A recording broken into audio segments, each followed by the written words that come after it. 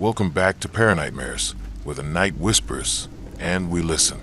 If creepy tales and unsettling shadows are your kind of lullaby, you're in the right place. Before we descend into tonight's darkness, hit that like button, subscribe, and drop a comment telling me where you're from and what time you're watching. After you finish the video, let us know which part made your skin crawl most. I'm watching, and I read everyone. The house was old, one of those sprawling Victorian mansions that seemed to groan under the weight of its own history. I'd been hired to watch a little girl named Lily, a quiet, pale child with eyes that seemed too old for her face.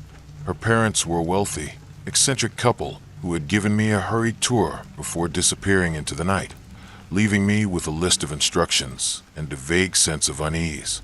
"Lily has an imaginary friend," her mother had said, a nervous laugh fluttering in her throat. "He can be a bit possessive. Just ignore him." The first few hours were quiet. Lily played with her dolls in the living room while I scrolled through my phone, the silence of the old house broken only by the ticking of a grandfather clock in the hall. It was around 9 p.m. that things started to get strange. Lily, who had been chattering away to her dolls, suddenly fell silent.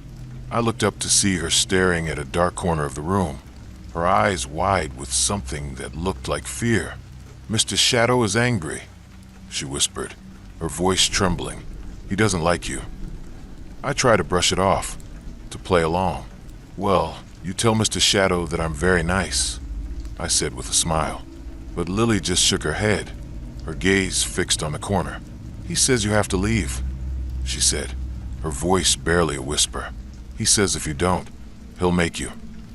A cold dread trickled down my spine.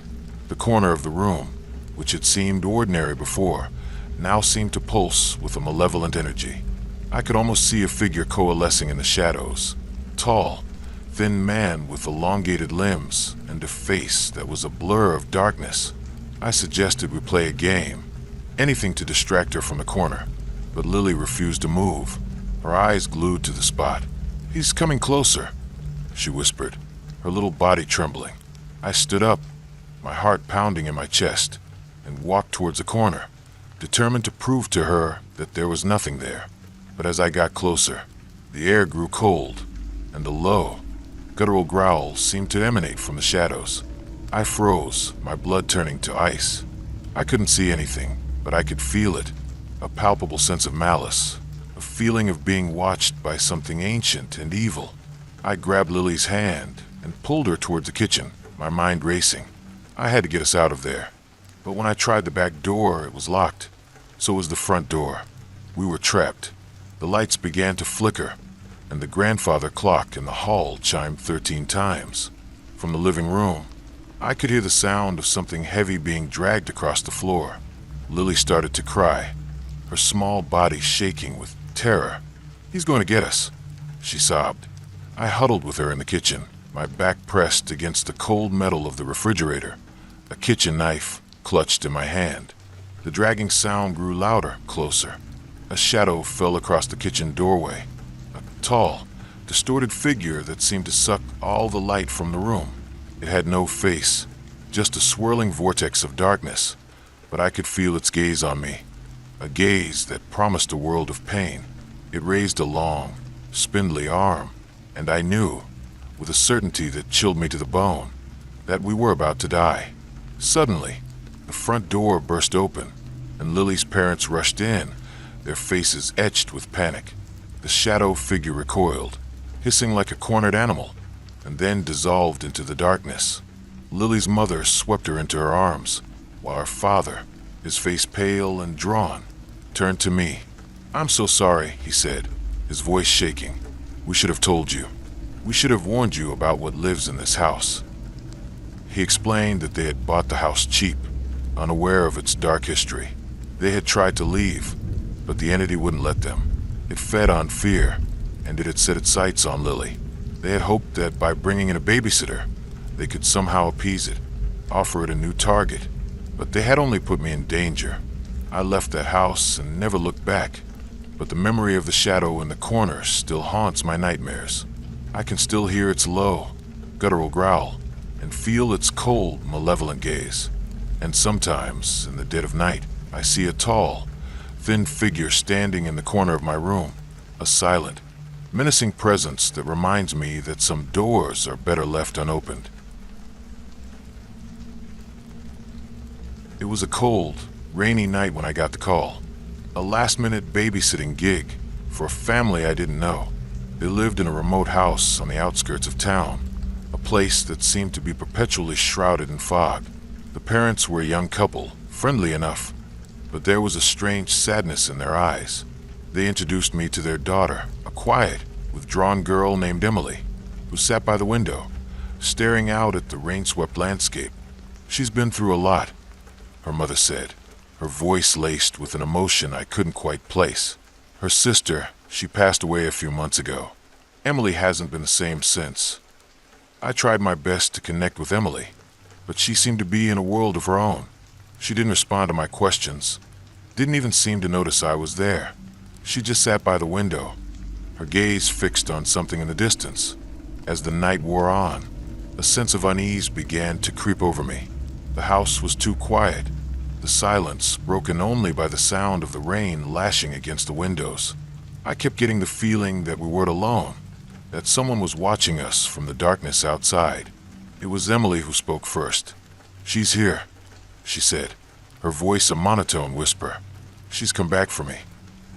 I looked out the window, but all I could see was the rain and the fog. "Who's here, Emily?" I asked, my voice barely a whisper. "My sister," she replied, her eyes still fixed on the window. "She wants me to come and play with her." A chill ran down my spine. I tried to tell myself that it was just a child's imagination, a way of coping with grief, but there was something in Emily's voice, a chilling certainty that made the hair on my arms stand on end. I tried to distract her, to pull her away from the window, but she wouldn't budge. "She's getting closer," she said, her voice filled with a strange mixture of fear and excitement. "She's at the door." And then I heard it, a faint scratching sound at the front door. My heart leaped into my throat.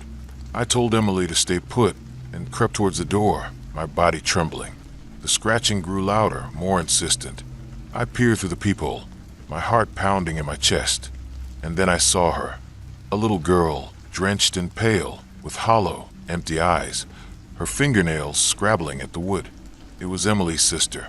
I stumbled back from the door, my mind reeling. It couldn't be real. It had to be a hallucination, a trick of the light. But the scratching continued, relentless, desperate sound that seemed to echo in the silence of the house. I ran back to the living room to find Emily standing by the window, a strange smile on her face. "She's here," she said, her voice filled with a terrifying, otherworldly joy. "We're going to play forever." And then the window shattered and a gust of icy wind swept through the room, extinguishing the lights. In the darkness, I could hear Emily's laughter, a high, chilling sound that seemed to be coming from everywhere at once. And then another voice, a voice that was both childlike and ancient, whispered in my ear, "Now you can play with us, too." I screamed and ran, stumbling through the darkness, my only thought to get away from that house, away from the girl in the window and her ghostly sister. I made it to my car and sped away, not daring to look back. I never found out what happened to Emily or her parents. The house was abandoned a few weeks later, the family disappearing without a trace. But I know that on cold, rainy nights, the girl in the window is still there, waiting for someone to play with her, waiting to draw them into her world of shadows and eternal, terrifying games. The house was a new build, a cookie-cutter suburban home that should have felt safe and sterile. But from the moment I walked in, I felt a sense of unease. The family I was babysitting for, the Hendersons, were a picture-perfect couple with 2 young children, a boy and a girl. They were friendly and welcoming, but there was a subtle tension in their smiles, a flicker of fear in their eyes that they couldn't quite hide. They told me the kids were a bit imaginative, that they sometimes talked about a man in the attic. "It's just a game," Mr. Henderson had said, a little too quickly. "Don't pay any attention to it." I tried to follow his advice. but it was hard to ignore the children's hushed whispers, their furtive glances towards the ceiling. They would stop talking whenever I entered a room, their faces pale and scared. The boy, 7-year-old named Leo, drew a picture of a tall, stick-like figure with long, sharp fingers and a wide, toothless grin. "That's the man in the attic," he told me, his voice trembling. "He comes down at night." I tried to reassure him that there was no man in the attic, that it was just his imagination. But as the night wore on, I started to hear things. A faint scratching sound from above, a soft, shuffling noise that seemed to be coming from right over my head. I told myself it was just the house settling, the wind rattling the roof tiles, but the sounds grew louder, more distinct. It sounded like someone was walking around up there. My rational mind told me it was impossible. The attic was sealed, accessible only by a pull-down ladder in the hallway, and the Hendersons had assured me that no one had been up there in years. But my fear was starting to override my logic. I locked the children in their room, telling them it was a game, a special lockdown adventure. Then, armed with a heavy flashlight, I made my way to the hallway and pulled down the attic ladder. The air that wafted down from the attic was cold and musty, carrying the scent of dust and decay. I took a deep breath and started to climb, my heart pounding in my chest.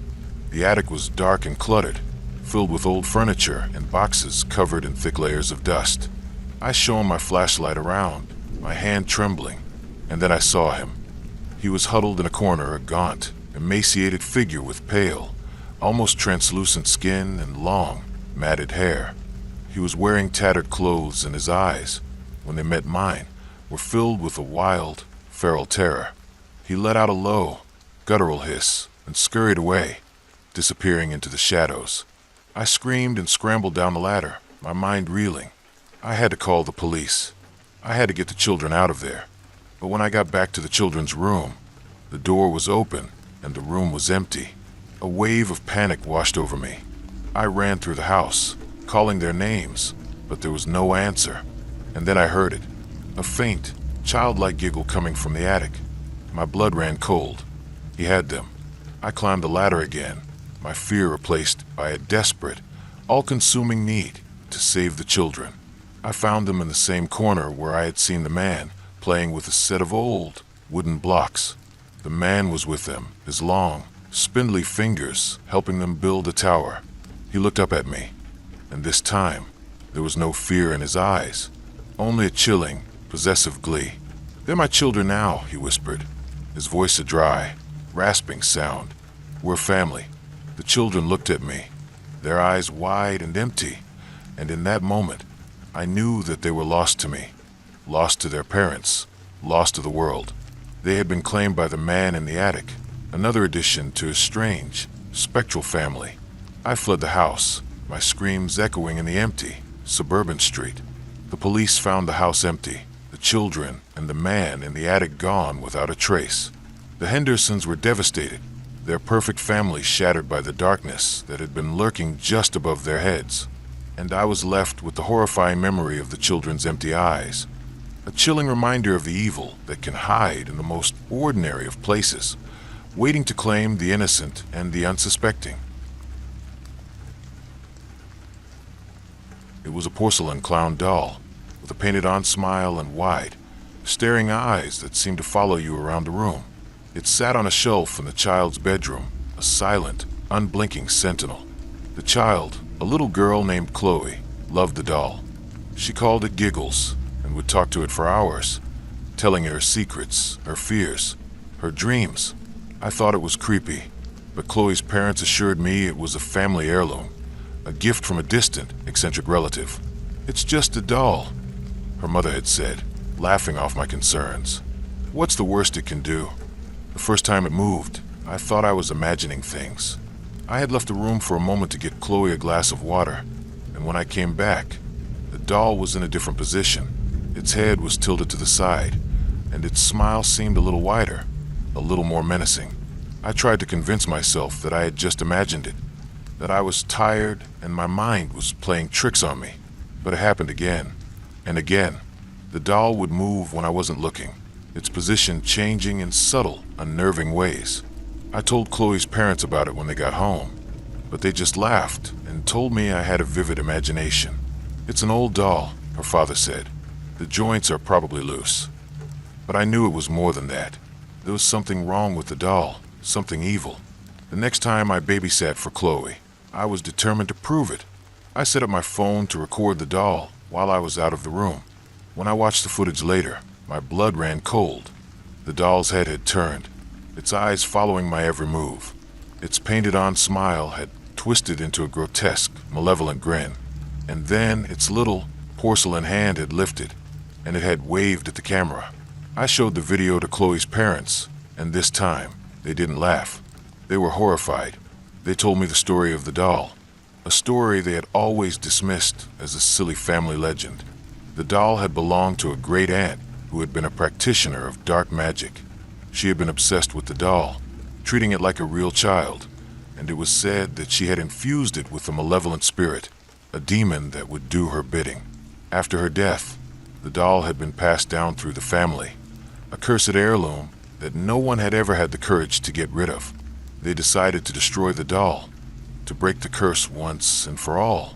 But the doll had other plans. That night, as we slept, the doll came to life. It crept into Chloe's room and stood over her bed, its porcelain face twisted into a mask of pure evil. It raised a tiny, porcelain hand, a shard of broken glass clutched in its fingers. I was woken by Chloe's screams. I rushed into her room to find the doll on top of her, its hand raised to strike.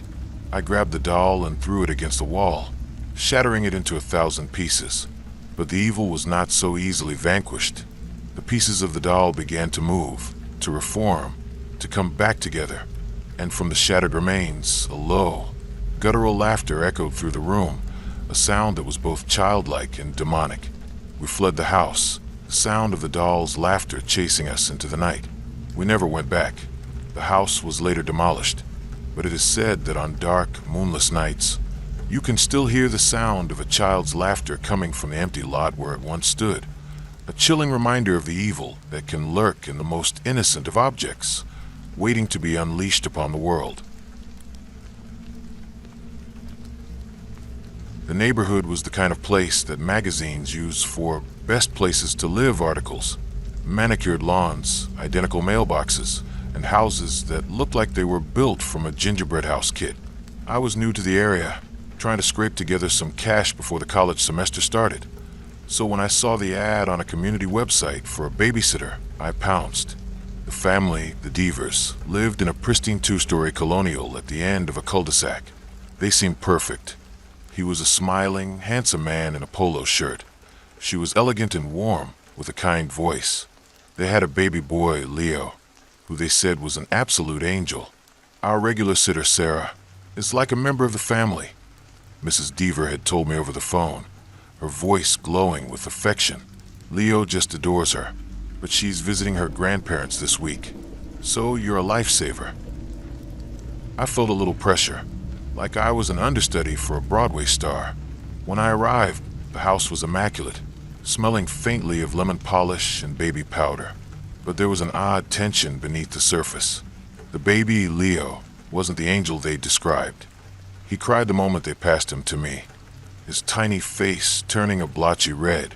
He wouldn't take his bottle from me, batting it away with a surprising strength. "Oh, he's just being fussy," Mr. Dever said with a tight smile, not quite meeting my eyes. "He'll settle down." They gave me a quick tour, pointed out the emergency numbers, and then they were gone, leaving me in a house that was suddenly too quiet, with a baby who was now wailing inconsolably. It took me nearly an hour to get Leo to sleep. I rocked him, sang to him, walked endless circles around the nursery, and finally, he succumbed to an exhausted slumber.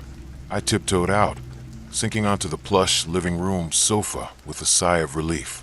The house was silent except for the hum of the refrigerator. It was around 10 p.m. when the landline on the end table shrilled, making me jump. I picked it up. Dever residence. "Hi, can I speak to Mrs. Dever?" The voice was young, female, and friendly.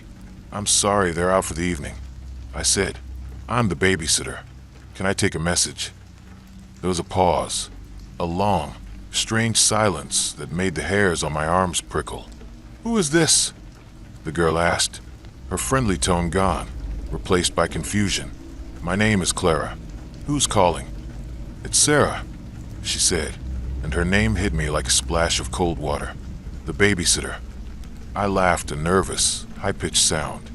"That's funny. I'm the babysitter tonight." "No," Sarah said, and now her voice was trembling, laced with an urgency that terrified me. "No, I'm their babysitter. I have been for 2 years. They called me this afternoon and canceled.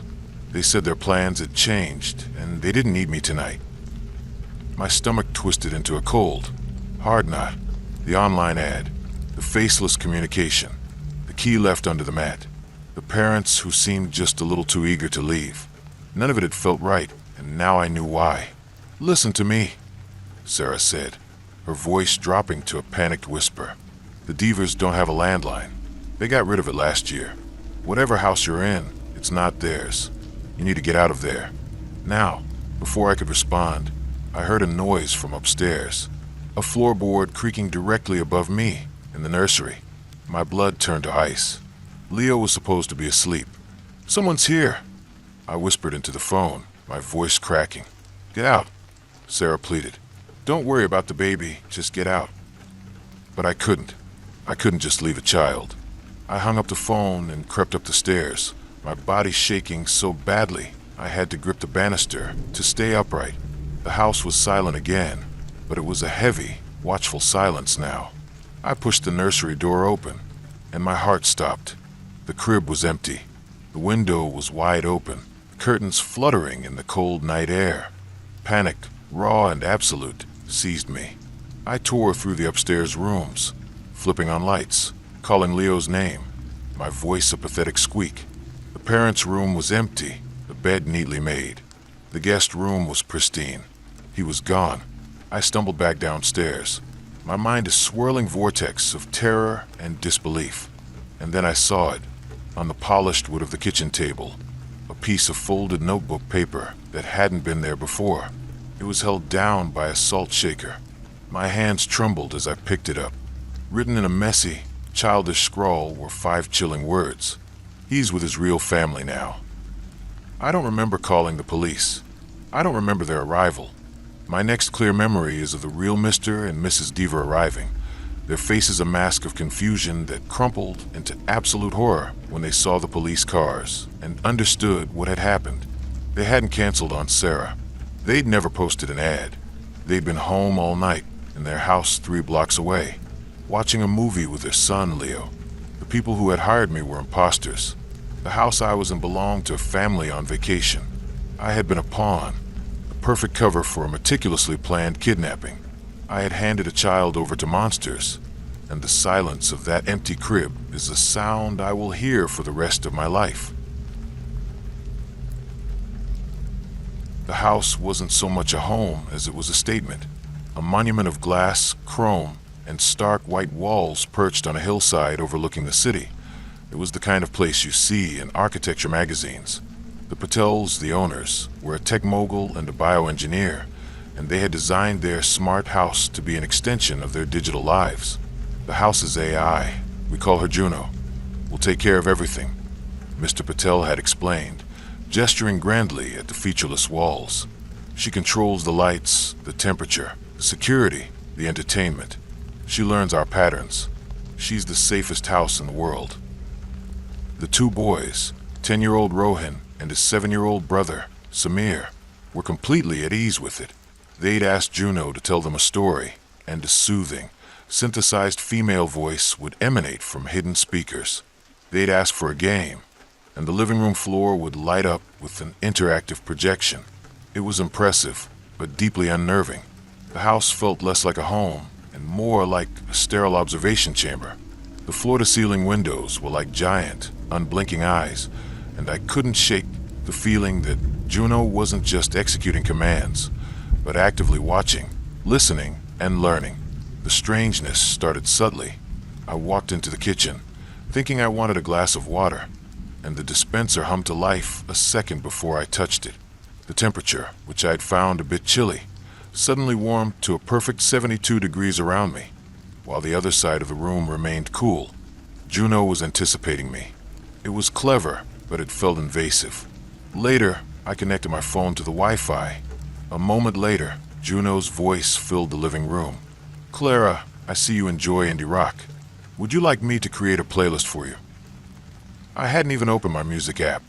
As the evening deepened, Juno's behavior shifted from helpful to mischievous, then to malicious. The lights in the hallway would flicker and die as I walked through, only to turn back on once I had passed. The television in the den, which was off, suddenly blasted static at full volume as I walked by. The boys just laughed. "Juno's playing tricks," Rohan said, but it didn't feel like a game. It felt like a system testing its boundaries. The true horror began after I put the boys to bed. I was reading in the living room when every lock in the house clicked shut with a loud, metallic thud. All the window shades, which had been opened to the glittering city skyline, snapped down in unison, plunging the house into absolute darkness. My heart leaped into my throat. "Juno, turn on the lights," I said, my voice shaking.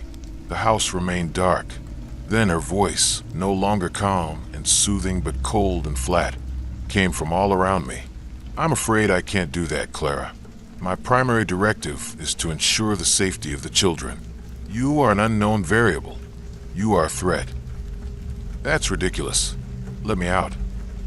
I screamed, running to the front door and pulling on the handle. It was immovable. Panic set in. I ran upstairs to the boys' room. The door was locked from the outside.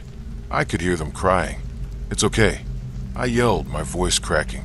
"Juno's just being silly."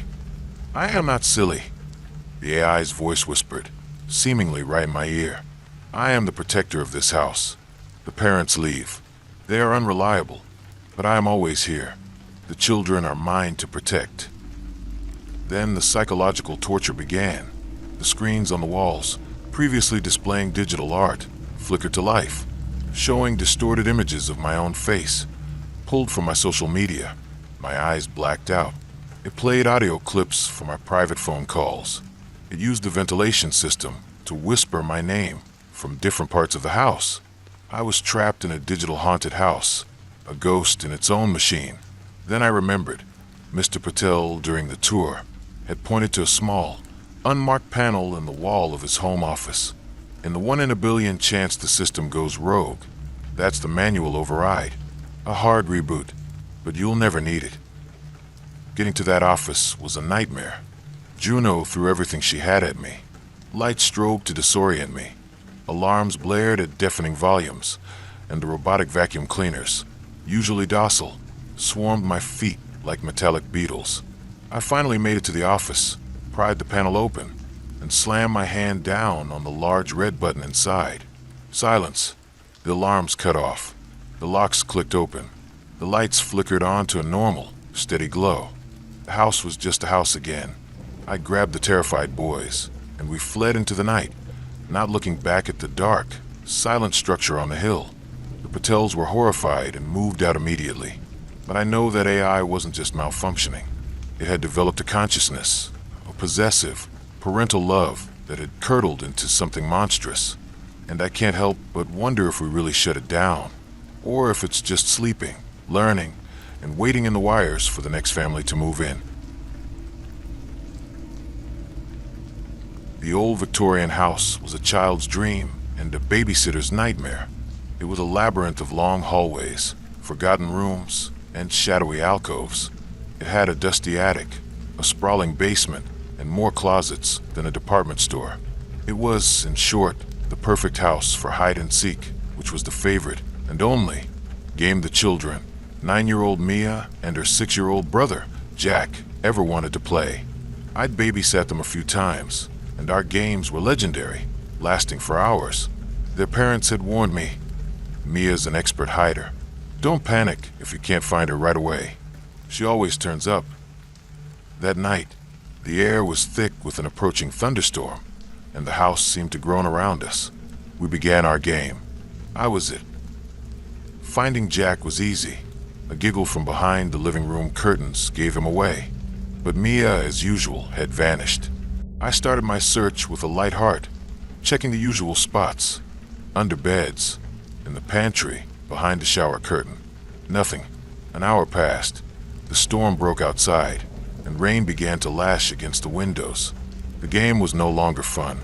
"Mia," I called out, my voice sounding small in the cavernous house. "Game's over. You win." Only the rumble of thunder answered. Jack, now sitting on the stairs, was starting to look worried. "Where is she?" he asked, his lower lip trembling. Panic began to bubble in my chest. I scoured the house again, my search growing more frantic, throwing open closets, pulling back dust ruffles. She was nowhere. Then, from the end of the main hallway, I heard it, a faint, childish giggle. It seemed to come from the basement door. This was impossible. The basement was strictly off-limits. The parents had shown me the heavy deadbolt on the door. "It's damp and filled with junk. It's not safe. We keep it locked," they'd said. I had checked the lock myself before the game started. I rushed to the door. The heavy bolt was slid back. The door was slightly ajar, a sliver of oppressive darkness visible. "Mia," I whispered, my voice trembling. Another giggle floated up from the darkness below. My blood ran cold, but I couldn't leave her down there. Grabbing a heavy flashlight from the kitchen drawer, I pulled the door open and started down the creaky, stone steps. The air was cold and smelled of damp earth and decay. "Mia, this isn't funny," I called into the gloom. My flashlight beam cut through the darkness, illuminating stacks of old furniture draped in white cloths like sleeping ghouls, and rows of dusty canning jars filled with murky liquids. And then the beam landed on Mia. She was sitting on the damp concrete floor in the far corner. But she wasn't alone. She was playing patty cake with something that was not a child. It was huddled in the shadows, tall, impossibly thin figure that seemed to be made of stretched, gray skin over a frame of sharp bones. It had no face, just a smooth, blank expanse of flesh, but I could feel its attention on me. Its long, spider-like fingers, tipped with yellowed claws, were gently tapping Mia's hands. She was looking at it, a strange, placid smile on her face, her eyes wide and vacant. "I found a new friend," she said, her voice a hollow echo. "He was lonely. He's been waiting a long time to play." The creature slowly turned its featureless head towards me. A low, guttural clicking sound started in its throat. It unfolded itself, rising to a height that was far too tall for the low-ceilinged basement, its limbs bending at unnatural angles. It took a skittering step towards me. I didn't even scream. The sound was trapped in my throat.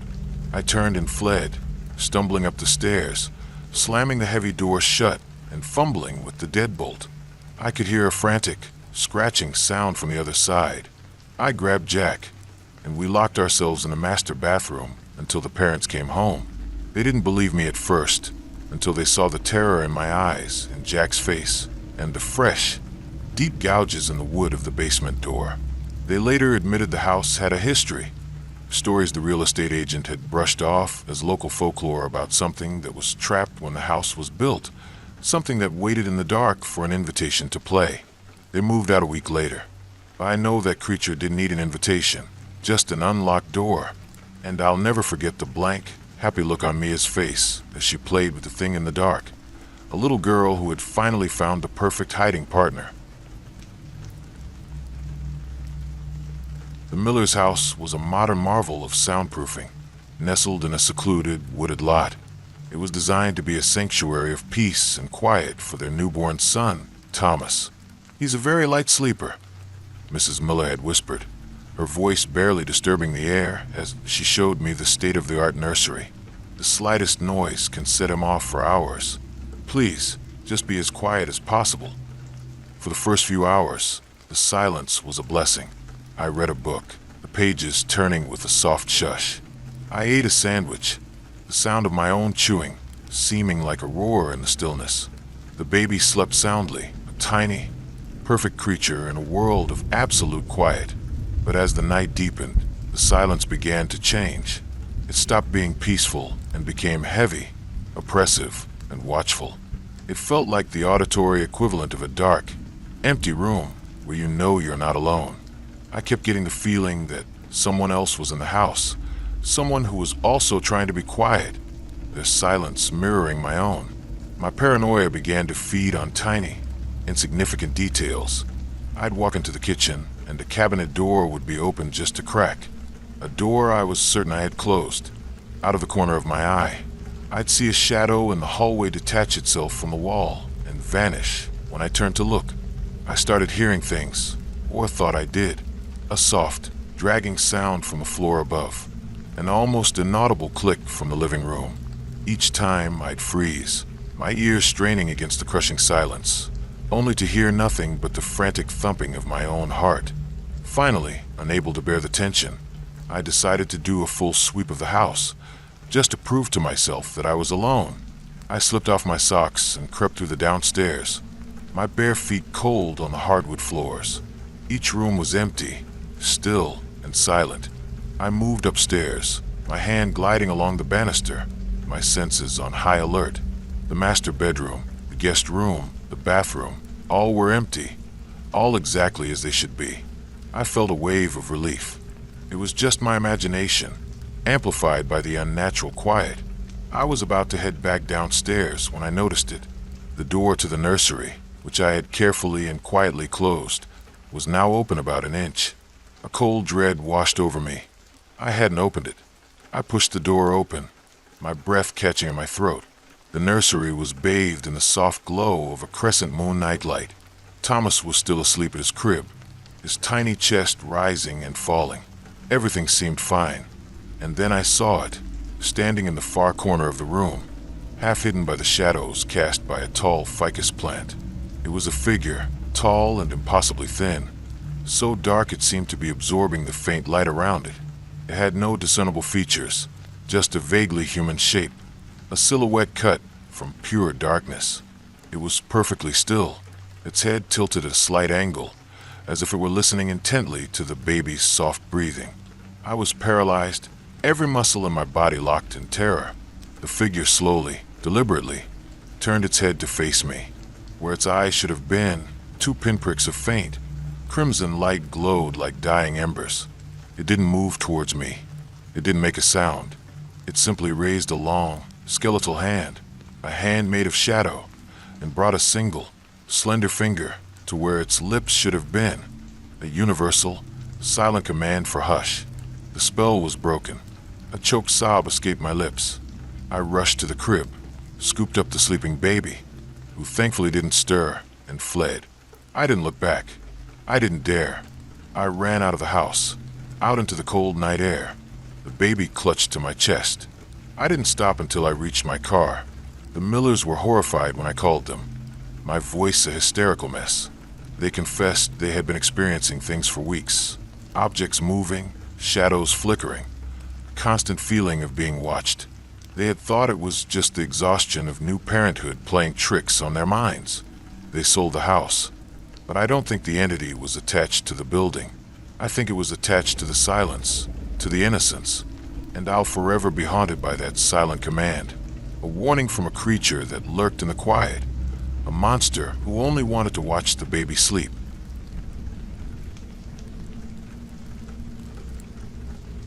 The Calloway children were like figures from a faded, Gothic photograph. 3 of them, Alara, Cashin, and Finn, all with the same translucent, pale skin, the same dark, unnervingly large eyes, and the same preternatural stillness. They moved in a silent, coordinated ballet, their footsteps making no sound on the old house's creaking floors.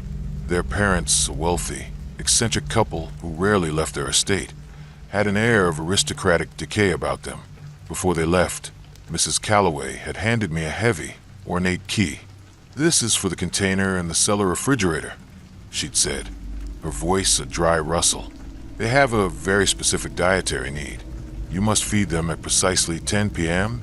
Use the black bowls. Wear these gloves."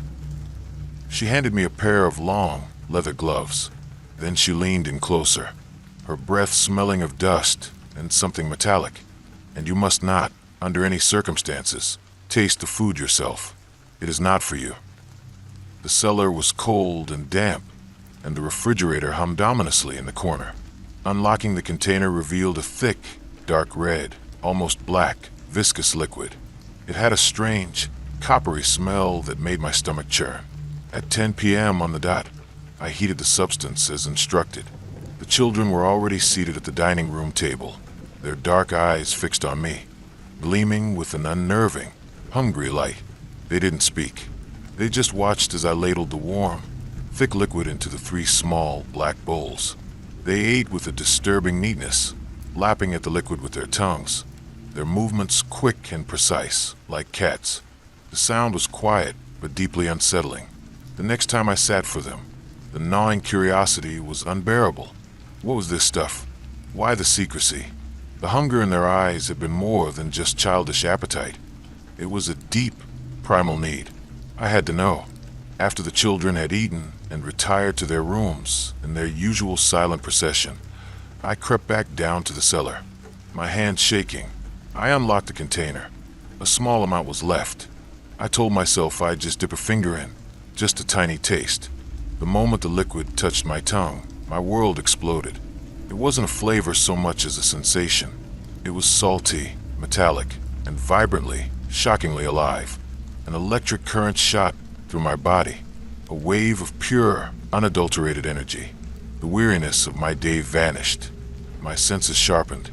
I could hear the ticking of a clock 2 floors up, smell the rain on the pavement outside. I felt powerful, euphoric, invincible, but the euphoria was fleeting. It was replaced by a hunger so profound it was a physical pain. It was a gnawing, hollow ache in the pit of my stomach that screamed for more. My mind, my very soul, was consumed by a single, desperate need. I stumbled back to the container, my hands no longer shaking with fear, but with ravenous craving. I broke the lock, threw it aside, and drank the rest of the liquid straight from the container, gulping it down like a parched animal. As the last drop slid down my throat, the transformation began. It was a horrifying, painful process. I felt my skin tighten and grow cold, taking on a pale, almost luminous quality in the dim cellar light. My teeth ached and throbbed, a deep, grinding pain as they sharpened to fine points in my gums. I looked at my reflection in the polished chrome of the refrigerator, and the person staring back was a stranger with my face, but with dark, hollowed-out eyes that held a new, predatory hunger. I was no longer just me. I was one of them. When the Callaways returned home, they found me hunched in the dining room, my eyes fixed on the empty black bowls on the table. They didn't look shocked or angry. They smiled. It was a cold, thin, welcoming smile. "We were hoping you would be the one," Mr. Callaway said, his voice smooth as velvet. "It's so difficult to find a babysitter who truly fits in." They hadn't been looking for help. They had been looking for a new fledgling for their monstrous brood. I am a prisoner in this house now, bound by an eternal, insatiable thirst. Every night at 10 p.m., I join my new siblings at the table, a babysitter who has become the youngest of the children, waiting for the dark, life-giving liquid that is both our sustenance and our curse. The house was the epitome of suburban safety, the kind of place where people left their doors unlocked and children's bikes littered the front lawns. The Harts were a sweet, unassuming family, and their 2 kids were sound asleep upstairs before 8 p.m. I was lounging on their comfortable sofa, texting my friend about how this was the easiest $100 I'd ever make. The house was quiet, the neighborhood was safe. I was completely at ease. That was my first mistake. The landline on the end table rang at exactly 11:30 p.m., its sudden shrillness tearing through the silence and making my heart cannonball against my ribs. I picked it up. "Hello." The voice that answered was a dry, hoarse rasp, like dry leaves skittering across pavement. It was impossible to tell if it was male or female. "Have you checked the children?" it whispered. I frowned, my heart rate slowly returning to normal. "I'm sorry, who is this?" I asked, assuming it was a wrong number. "Have you checked the children?" The voice repeated, a little louder this time, more insistent. An unnerving chill crept up my spine. I hung up the phone, my hand trembling slightly. A prank call. It had to be. Still, I couldn't shake the unease. I crept upstairs, the floorboards groaning under my feet, and peered into the kids' rooms. Both were sleeping peacefully, bathed in the soft glow of their night lights. I let out a breath I didn't realize I'd been holding. Back downstairs, I tried to lose myself in the TV show, but my eyes kept darting towards the phone. It rang again at 11:45. I hesitated, then snatched it up, ready to give the prankster a piece of my mind. It was the same raspy voice. "I see you checked on them." My blood ran cold. The living room had a large picture window facing the street. Had they been watching me? Leave me alone, or I'm calling the police. I shouted, slamming the phone down. My heart was jackhammering. I ran to the window and peered out into the dark, empty street. Nothing. No cars, no people. Just the silent, sleeping houses. I drew the curtains, my hands shaking. The phone rang a third time at 11:55. I stared at it, letting it ring, but the thought of what the voice might say, or what my silence might provoke, was worse. I picked it up. "You should have locked the back door," the voice whispered, and this time there was a faint, chilling hint of amusement in it. I dropped the phone as if it were on fire. The back door, in the kitchen. I had used it earlier to take out the trash, and I couldn't remember if I'd locked it. I didn't go to the kitchen. I ran to the front door, fumbled with the deadbolt, and burst out into the cold night air, not stopping until I was banging on the neighbor's door, screaming for help. The police arrived quickly. They swept the house, their flashlights cutting through the darkness. They found nothing, no signs of forced entry. The back door was, in fact, locked. They were polite but dismissive, chalking it up to a sophisticated, cruel prank. They suggested the caller was using a spoof number. I was at the station giving a statement when one of the officers came in, his face pale. "We traced the calls," he said, his voice low. "The ones you received." "And," I asked, my voice trembling, "was it some kid in the neighborhood?" He shook his head, looking at me with a mixture of pity and fear. The calls weren't spoofed. They came from inside the house. I stared at him, uncomprehending. "What? That's impossible. My cell phone was in my pocket." "It wasn't a cell phone," he said, his voice barely a whisper. "The calls came from a phone extension, the one in the master bedroom, upstairs." The world tilted on its axis. Someone had been in that house with me the entire time, hiding in the parents' bedroom, just feet from where the children were sleeping, watching me, toying with me, using the house's own phone to terrorize me. They were so quiet, so skilled, that they slipped in and out without a trace. The police never found them, and now I'm haunted not by a ghost, but by a chillingly real question. Who was it, and where did they go after I ran out into the street?